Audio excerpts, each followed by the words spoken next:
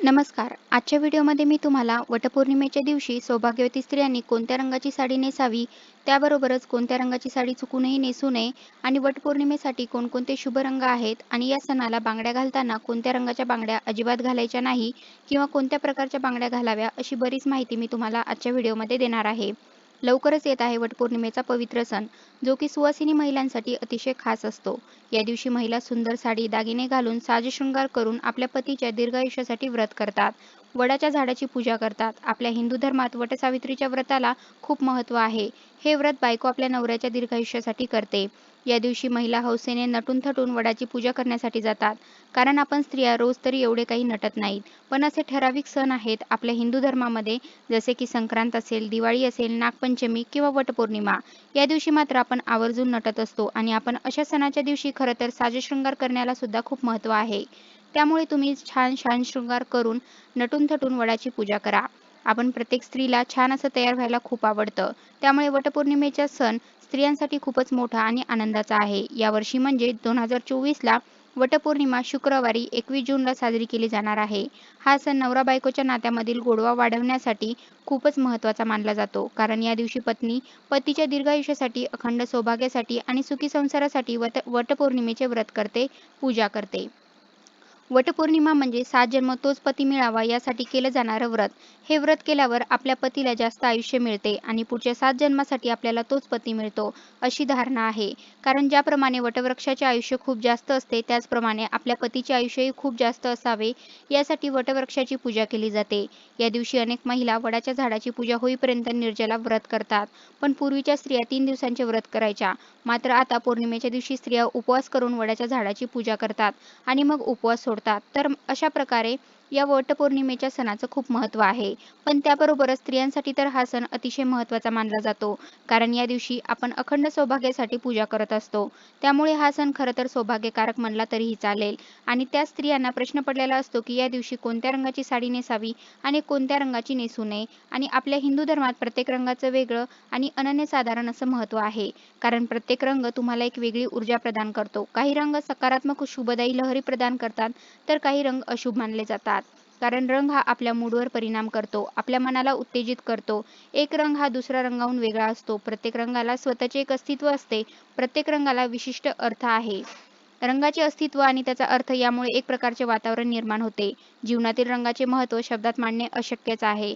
कारण मन आणि रंग याचं नातंच काही वेगळं आहे आणि यामुळे रंगाला मानवी जीवनात महत्त्वाचे असे प्रमुख स्थान आहे. त्यामध्ये पहिला शुभ रंग आहे तो म्हणजे हिरवा. हिरवा रंग हा देवीचं प्रतीक आणि सौभाग्याचं लेणं मानला जातो. यामुळेच नवरी लग्नाच्या वेळी आपल्या शृंगारात हिरव्या रंगाच्या बांगड्यांचा समावेश करते किंवा चुडा घालते. कारण नवरीच्या आयुष्यात कायम सुख, समाधान आणि हिरव्या रंगाप्रमाणेच ताजेपणा राहावा यासाठी हा रंग वापरला जातो. तसंच यामुळे जोडप्याचं वैवाहिक आयुष्यही सकारात्मक, प्रेमळ आणि समृद्ध होतं. सकाळच्या वेळी किंवा ताणतणावाच्या प्रसंगी हिरव्यागार झाडाकडे किंवा हिरवागार गवताकडे काही वेळ मनसोक्त पाहण्याने मन शांत होते, मन ताजेतवाने होते. कारण हा रंग रिफ्रेशिंग आहे. किंवा ज्या महिला विवाहित असतात त्या सुद्धा दररोज हिरव्याच रंगाच्या बांगड्या हातामध्ये घालत असतात. यामुळे पतीच्या कामामध्ये त्यांना प्रगतीही मिळते आणि त्यांचं आयुष्यही वाढतं असं म्हणलं जातं.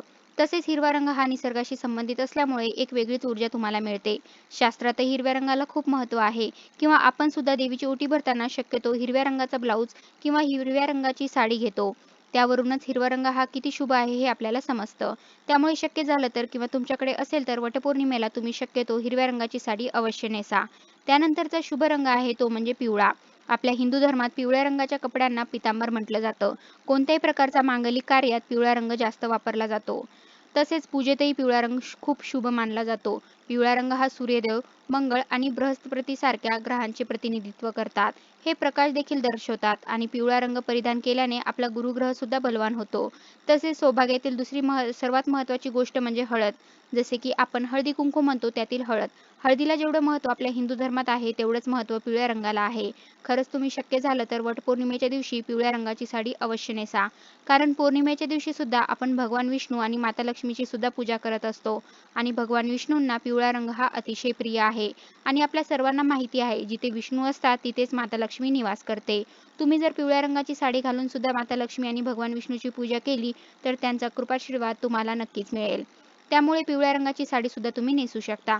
किंवा जर तुमच्याकडे पिवळ्या रंगाची साडी नसेल तर तुम्ही लाल रंगाची साडी सुद्धा नेसू शकता. कारण आपल्या हिंदू धर्मशास्त्रात लाल रंग सुद्धा खूप शुभ मानला जातो. आपण रोज देवपूजा करताना किंवा आपण इतर वेळी जी काही पूजा मांडतो त्यासाठी लाल रंगाचं वस्त्र वापरतो. कारण सर्व देवांना लाल रंग हा अतिशय प्रिय आहे. त्यातल्या त्यात माता लक्ष्मीला लाल रंग हा अतिशय प्रिय आहे. गणपतीला माता लक्ष्मीला लाल रंगाचं फूल अतिशय आवडतं. तसेच सौभाग्यामधील एक महत्त्वाची गोष्ट म्हणजे कुंकू हे सुद्धा लाल रंगाचं असतं. कारण सौभाग्यातील सर्वात महत्त्वाची गोष्ट म्हणजे हळदी कुंकू आणि त्यातील कुंकवाचा रंग तर लाल असतो. त्यामुळे लाल रंगाचंही खूप महत्त्व आहे. हा रंग उत्साह, सौभाग्य, उमंग, धैर्य आणि नवीन जीवनाचे प्रतीक मानला जातो. त्यामुळे लाल रंग घातल्यामुळे सुद्धा तुम्हाला एक सकारात्मक ऊर्जा मिळेल. त्याचप्रमाणे तुम्ही केशरी रंगाची साडी सुद्धा नेसू शकता. कारण केशरी रंग हा सूर्योदय आणि सूर्यास्ताच्या रंगाचा आहे. केशरी रंग त्याग, ज्ञान आणि शुद्धता आणि सेवेचे प्रतीक आहे.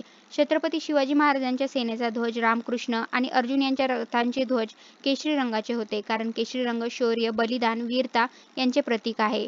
तसेच केशरी रंग देवी शक्तीचे प्रतिनिधित्व करतो.